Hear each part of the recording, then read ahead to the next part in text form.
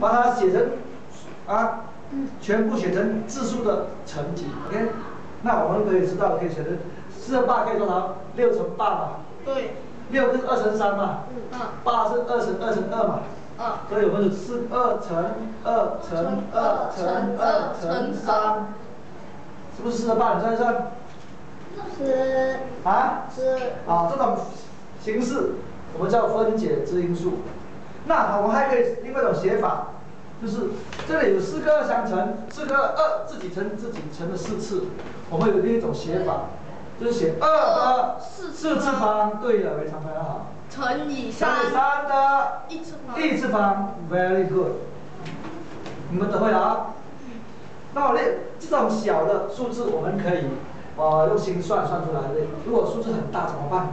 比如说17199怎么写那么多呢？怎么写呢？那我们要分解这个质因，这个合数，我们用。